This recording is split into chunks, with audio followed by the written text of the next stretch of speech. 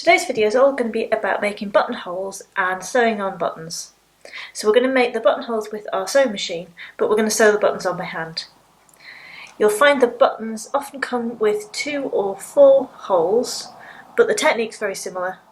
And sometimes you get ones like this that have got a little sticky out bit at the back, and you just sew those in the same way as you'd sew a 2-hole button. So I've got a nice little bit of scrap fabric here that I'm going to practice on. I'm just going to fold it in half, and that'll just give me a nice straight edge to work up against. You definitely want to practice a little bit first before you start sewing buttons into anything that you've made, just to be on the safe side, just to make sure that it is all working properly, and then when you get to your garment that you've made or your project, you sew a nice neat buttonhole on because you've already practiced. So this machine that I've got here has got a variety of different buttonholes that you can sew, and they're all one-step buttonholes. What that means is you just press a button once, or you set the machine up once, and it'll sew the whole buttonhole in one go. So my machine here has got lots of stitches that you can make, but this whole row here virtually is different types of buttonholes. But there's also a basic buttonhole which comes in your standard kit of stitches that is just the default, so I'm going to use that one for today. So to choose that default buttonhole, I just simply have to press one button. Now there's a couple of things here I need to set up in order to get my machine ready to sew a buttonhole, and the first thing I need to do is to change the foot, because this machine comes with a special foot for sewing buttonholes. So I release the foot, it's just a little button on the back there. Take that off, and then in here I've got all sorts of different feet that came with the machine, and this weird looking thing here is the buttonhole foot. This bit here slides back and forth, and this is where I guess it's the leg of your sewing machine fits in, and then this bit at the back slides backwards and forwards. And you take the button that you want to sew the hole for, and you slot it in there and push it tight, and that will ensure that this sews the buttonhole exactly the right size for this button. So now to attach it, I line it up, press the lever down, and when I lift it up, this foot's now attached. There's one more thing I need to do. There's a little section that pulls down, and that goes in between these 2 markers on the buttonhole foot. That will tell the machine when it hits the back marker to stop sewing your buttonhole and start coming back down the other way. Your machine won't start sewing the buttonhole unless this has been pulled down. So now I place my fabric underneath, and there's some little marks on the foot, and they tell you where the buttonhole is going to start, and then it'll start sewing backwards. So you want to line the edge of the fabric up so that that mark is an equal distance away, and you can use one of the marks on the foot plate, or you can add a little bit of tape, something like that, just to keep it nice and straight. I'm going to move this one down a little bit so I've got room to sew a couple if I want. And then I put the foot down, and then I can simply press the foot pedal and it will start sewing a buttonhole without me touching it, without me needing to do anything.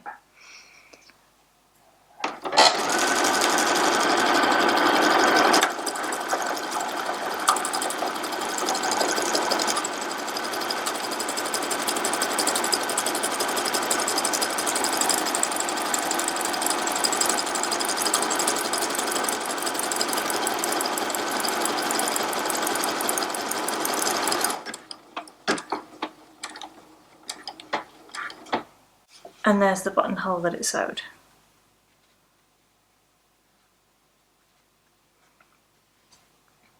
So now we need to open up this buttonhole, and the best tool for doing that is one of these if you have one. Mine came with the machine. If not, you can use some scissors. And what we're going to do is we are going to cut right through the fabric, right in the centre of all of those stitches, trying to be careful not to cut through any of the stitches themselves. So this tool, you can poke through your fabric, and it's really quite sharp, and then you can use it to tear, and you can tear a slit in your fabric. And that's what we're going to do right in the centre of this buttonhole. But I want to be careful not to go over the edge. So I'm going to put a pin right through my fabric, right where the top of that buttonhole is. So when I cut a slit through it, when I get to the pin, I won't be able to push any further.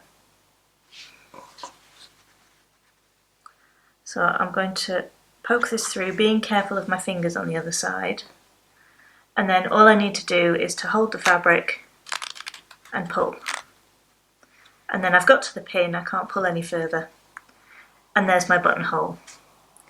You'll end up with a few threads like this that you can trim off.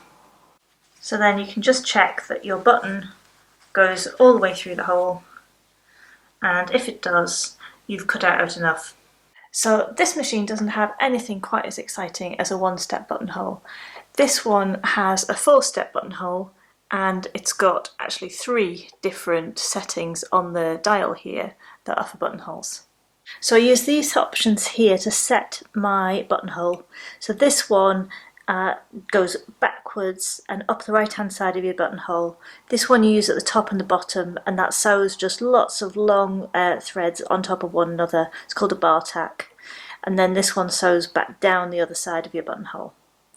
And you change the width of the stitches with the stitch width gauge here. I'm going to put this on this one to start with, so this is going to start by sewing up the right hand side of my buttonhole. And then over here I've just got the regular foot on, but I've also got this plastic guide that will help keep everything straight. So I'm just going to place that underneath the foot.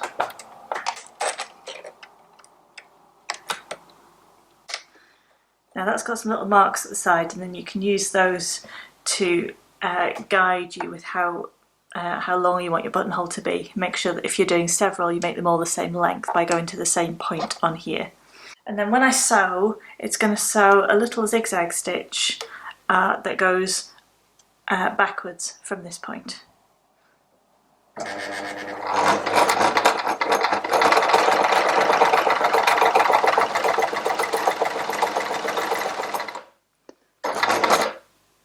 Now with this one I have to decide where to stop.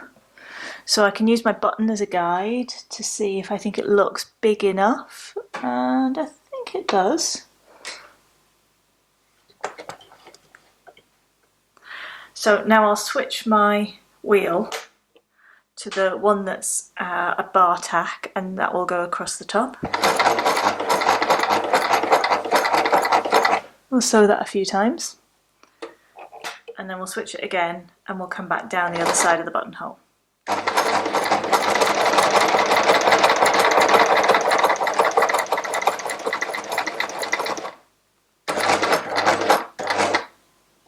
Okay, and then another bar tack.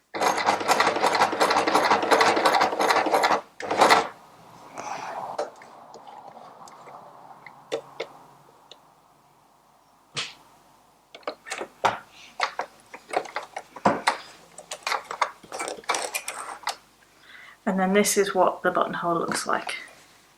Now to sew a button on, I'm going to do this by hand, so you'll need some thread, you'll need your button, and you'll need some hand sewing needles. You want to pull your thread really tight into your thumb and finger, and then you can line that up with the eye of the needle.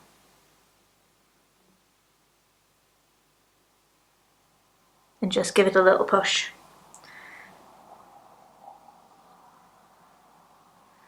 And then I'm going to double this thread up, so I'm going to match the ends up and then tie them in a knot.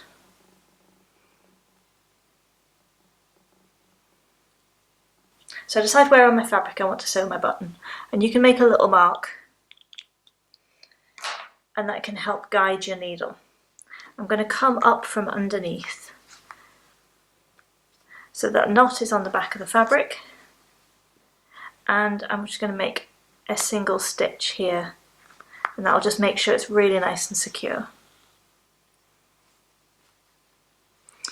And then I've got my button here, and this is a 2-hole button, so I want to come up through one hole of the button and then match that with where the thread comes out. And then I'm going to push my needle through the second hole, right through the fabric and out the other side, and pull it tight. And then I just repeat that lots of times. So up through one hole of the button, down through another, through both layers of the fabric, and pull tight. And we just keep doing this maybe about a dozen times. Try and keep your stitches nice and neat. Try and keep them in the same place. And sometimes this happens and you get a little knot. When that happens, if you pull your needle through the bottom bit like that, it usually pulls the knot right out. And then the last time, I'm just going to go straight through to the back. And then I'm going to sew through my stitches 2 or 3 times.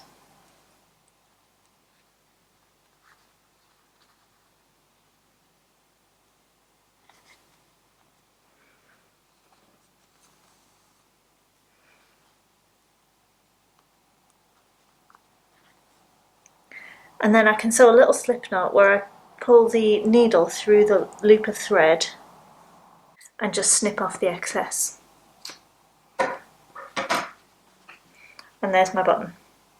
If you've got a 4-hole button like this one, we'll start off in exactly the same way, coming through the fabric from behind, making a tiny little stitch.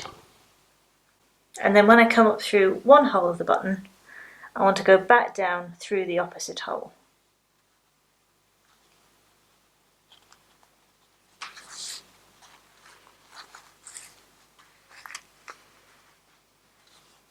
So I've made a little diagonal stitch, and I'll do that just the same as I did with the 2-hole button, and keep stitching a few times until that's nicely in place.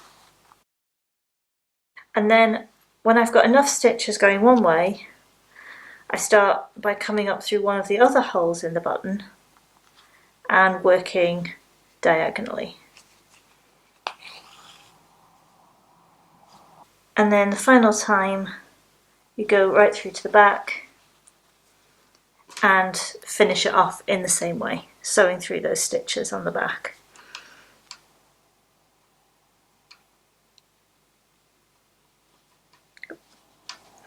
Sew through a couple of times and then you can make a little slip knot like that and snip off the excess.